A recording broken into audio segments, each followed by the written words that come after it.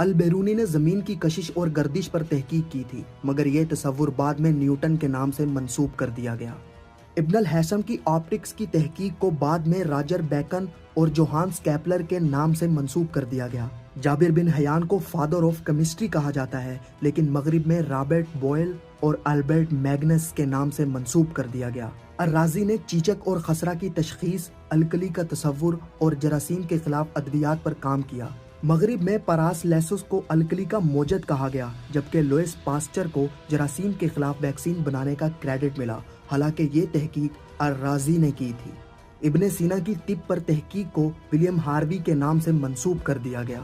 الخوارزمی نے الجبرا اور جدید نومیریکل سسٹم پر کام کیا، لیکن فیبوناچی کو یورپ میں نومیریکل سسٹم کا موجد کہا گیا، حالانکہ وہ الخوارزمی کی تحقیق پر مبنی تھا۔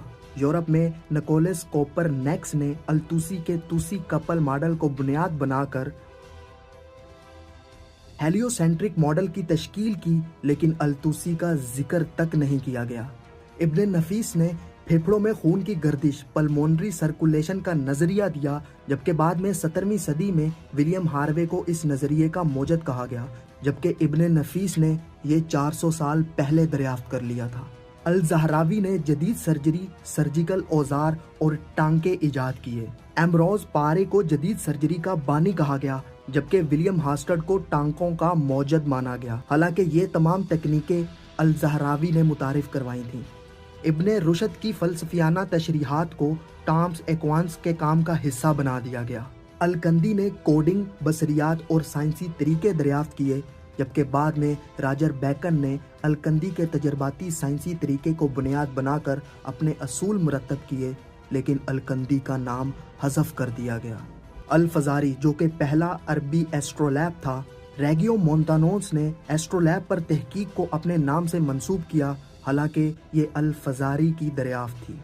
الزارکلی نے جدید ایسٹرولیب اور سورج کی حرکات پر حسابات کیے، جو کہ بعد میں جوہان کیپلر نے الرازقلی کے فلکیاتی ماڈلز کو اپنی تحقیق میں شامل کیا، لیکن الزاکری کا ذکر نہیں کیا۔ الخازنی نے مایا کے دباؤ پر تحقیق، کشش ثقل کی پیمائش پر کام کیا، جبکہ بعد میں بلائز پاسکل اور رابرٹ بوائل کو دباؤ کے اصولوں کا موجد قرار دیا گیا، حالانکہ یہ تحقیق الخازنی کی تھی۔ ابن خلدون نے تاریخ نویسی، سوشیولوجی اور معاشیات پر کام کیا۔ اگسٹے کومٹ کو سوشیولوجی اور ایڈم اسمتھ کو معاشیات کا بانی کہا گیا، حالانکہ یہ سب ابن خلدون کے نظریات تھے۔